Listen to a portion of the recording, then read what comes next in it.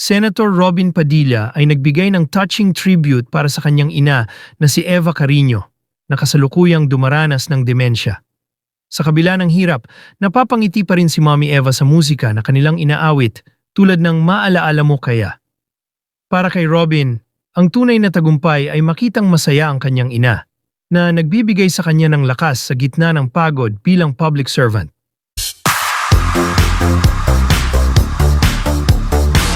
Sa likod ng matapang na imahe ng isang action star at senador, may isang anak na may pinakamasimpleng kahilingan, ang makita ang kanyang ina na masaya. Muling pinusuan ng netizen si Senator Robin Padilla matapos niyang ibahagi ang isang kwentong tumagos sa puso ng marami. Kilala si Robin Padilla bilang isang matigas, palaban at walang uurungan, sa pelikula man o sa Senado. Pero kamakailan, ibinunyag niya ang isang panig ng kanyang buhay na bihirang makita ng publiko. Sa isang emosyonal na Facebook post, sinabi ni Robin na ang kanyang pinakamalaking lakas at kapayapaan ay nagmumula lamang sa isang bagay: ang ngiti at tawa ng kanyang ina na si Mommy Eva Carino. Ayon sa senador, sa tuwing naririnig niya ang pagtawa ng kanyang ina, tila nawawala ang bigat ng mundo. Nawawala ang stress, ang pagod, at ang mga alalahanin. Para kay Robin, mas mahalaga ang mga tahimik na sandali kasama ang pamilya kaysa sa anumang karangalan o tagumpay. Aniya, wala nang hihigit pang ligaya para sa akin, kundi ang makita ang aking ina na masaya. At sa bawat ngiti raw ni Mommy Eva, doon niya muling nauunawaan kung ano talaga ang tunay na tagumpay. Ngunit sa likod ng mga salitang ito ay isang masakit na katotohanan. Ibinahagi ni Robin na ang kanyang ina ay may demensya, isang sakit na unti-unting kumakalimot sa alaala. Madalas, ang naiiwan na lamang sa isipan ni Mommy Eva ay ang mga masasakit na karanasan ng nakaraan, kaya't madalas siyang umiiyak. Sa isang panayam sa Fast Talk with Boy Abunda noong Oktubre 2025, hindi napigilan ni Robin ang kanyang emosyon. Aniya, napakasakit para sa kanila na makita ang isang inang dating napakalakas. Ngayoy tila wala ng lakas. Upang mapasaya siya, ginagawa ni Robin at ng kanyang asawang si Mariel Rodriguez Padilla ang isang simpleng bagay: umaawit sila.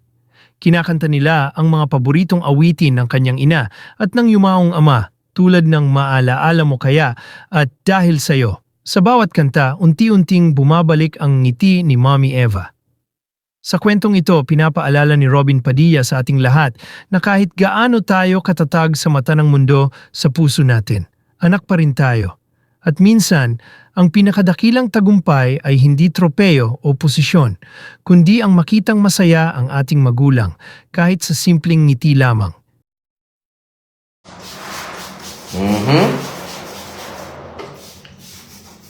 Ito po.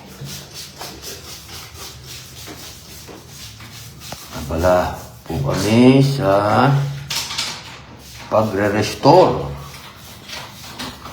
ng mga matatandang gamit.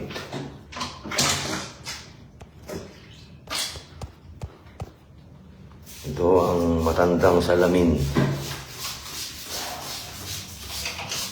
ng nanay ko yan.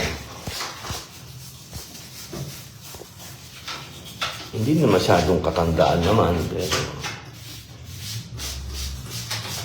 siguro ito mga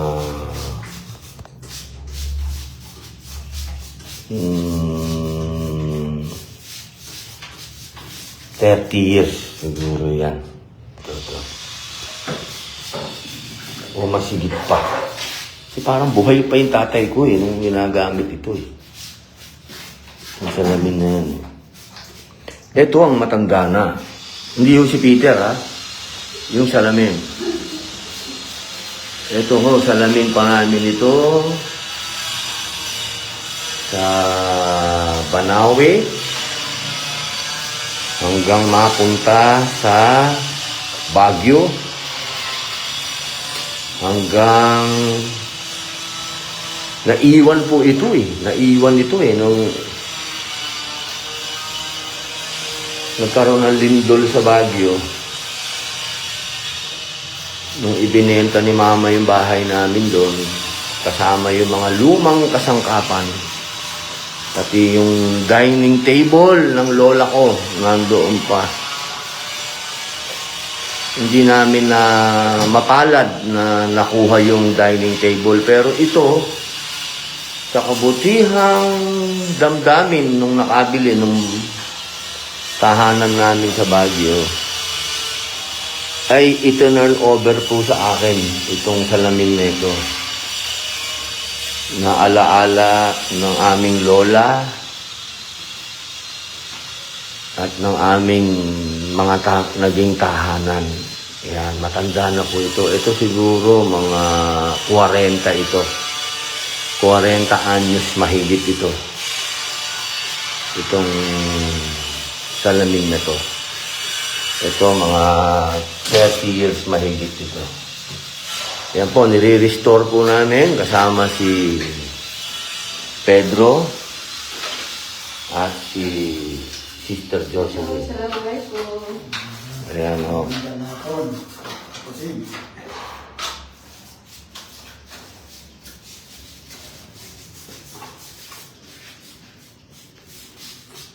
Ito, walang masyadong tama itong kabila, ano, Peter, no?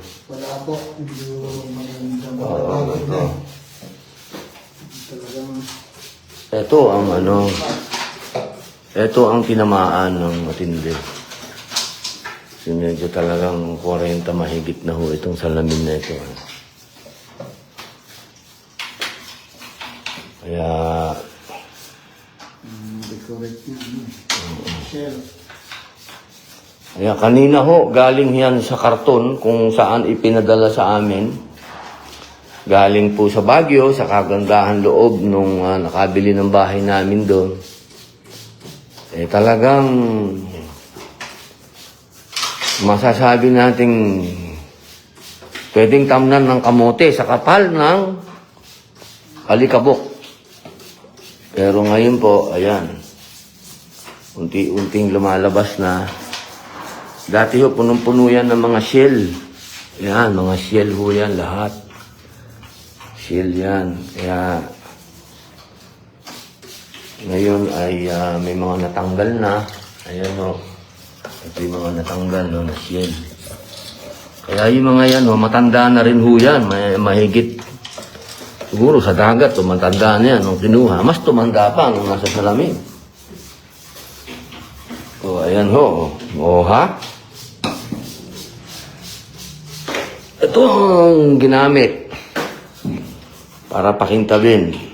At ito naman ang pinang-lilinis ngayon. Ayan. Okay nga Rod. Maraming salamat po.